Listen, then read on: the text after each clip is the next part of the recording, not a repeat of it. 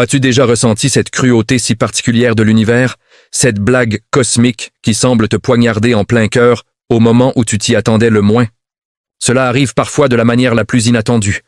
Tu croises le regard de quelqu'un et en une fraction de seconde, quelque chose en toi s'éveille violemment.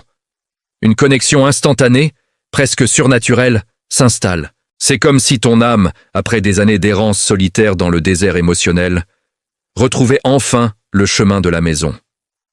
Tes mots coulent naturellement, sans effort, comme une rivière qui retrouve son lit après une longue sécheresse.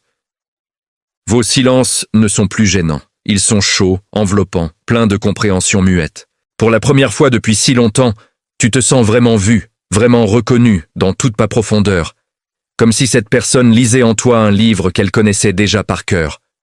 Mais alors que tu commences à t'autoriser à rêver, la réalité te frappe de plein fouet, comme une vague glacée en pleine tempête.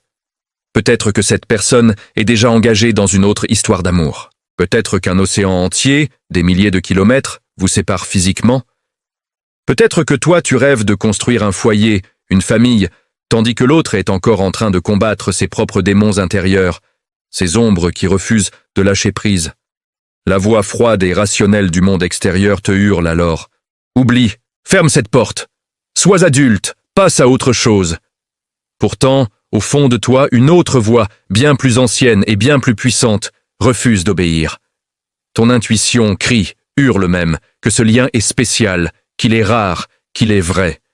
Tu ressens une attraction magnétique, presque mystique, qui défie toute logique, tout calendrier, toute règle sociale.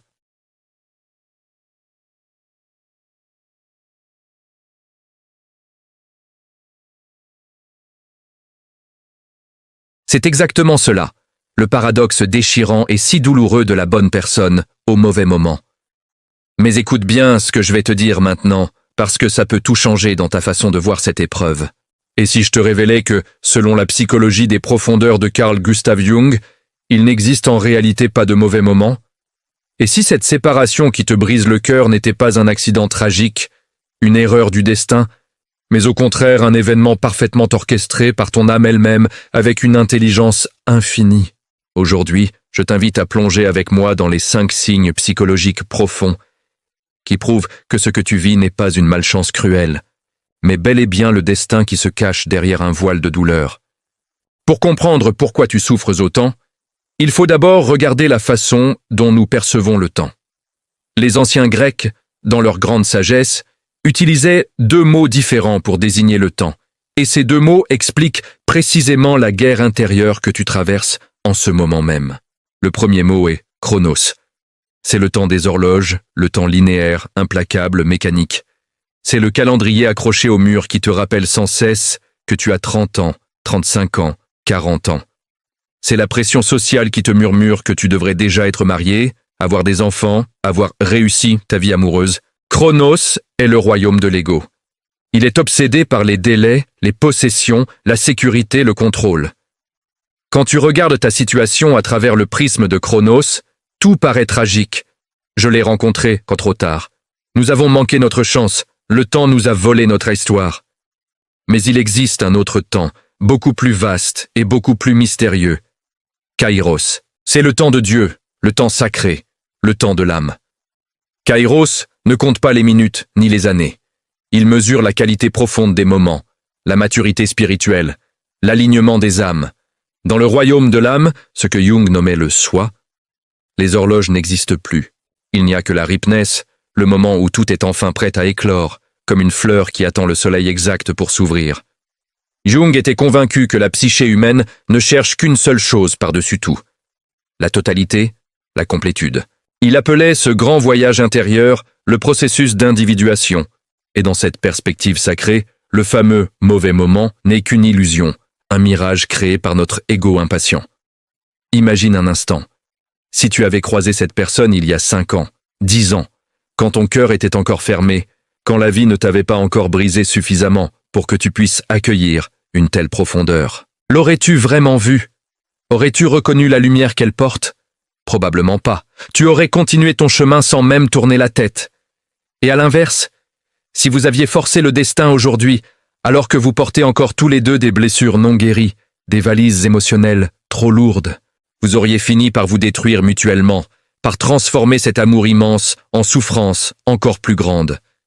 L'univers, dans sa sagesse infinie et parfois impitoyable, nous présente souvent notre âme sœur bien avant que nous soyons prêts à la recevoir pleinement et à la chérir comme elle le mérite. Cette période de séparation n'est donc pas une punition cruelle, c'est une protection divine.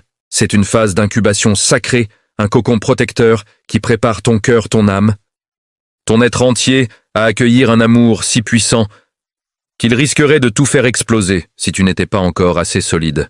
Alors comment savoir, au milieu de cette douleur lancinante, si ce que tu vis n'est qu'un simple crush douloureux, ou si c'est une étape absolument cruciale sur le chemin de ton âme? Voici les 5 signes profonds, issus de la psychologie jungienne, qui te montrent que ce timing apparemment cruel est en réalité le destin qui travaille en coulisses. Premier signe, le miroir de la projection. Très souvent, cette attraction magnétique, presque addictive, que tu ressens envers cette personne, est alimentée par ce que Jung appelait la projection. Quand tu tombes éperdument amoureux, ce de quelqu'un qui t'est inaccessible, tu es en train de tomber amoureux, ce d'une partie manquante de toi-même. Cette personne incarne ton ombre dorée, ces qualités magnifiques que tu as enfouies au plus profond de toi parce que tu avais peur de les montrer au monde. Peut-être qu'elle représente la liberté créative que tu t'interdis depuis des années. Peut-être qu'il ou elle possède ce courage émotionnel brut, cette vulnérabilité authentique que tu rêves d'oser un jour.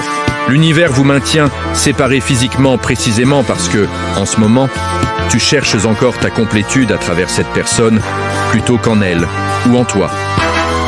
Si vous étiez ensemble aujourd'hui, ce ne serait pas de l'amour véritable. Ce serait de la dépendance émotionnelle. Tu te nourrirais de sa lumière au lieu d'allumer la tienne. La douleur de son absence est en réalité un appel puissant de ton âme. Elle te supplie de retirer cette projection, de ne plus seulement admirer ses qualités chez l'autre, mais de les cultiver en toi, de les faire naître et gros en toi. Le timing semble mauvais, parce que tu as encore un travail intérieur immense à accomplir. Tu dois devenir la personne que tu cherches désespérément dans les yeux de l'autre. L'univers attend patiemment que 2 êtres complets, 2 soleils entiers, puissent enfin se rencontrer. Et non 2 moitiés qui essaient désespérément de combler un vide. Deuxième signe, la destruction nécessaire et la nuit noire de l'âme. Une véritable connexion d'âme ne commence pas toujours par un sentiment de paix et de douceur. Très souvent, elle arrive comme une épée affûtée, comme un éclair qui frappe la tour de ta vie ancienne.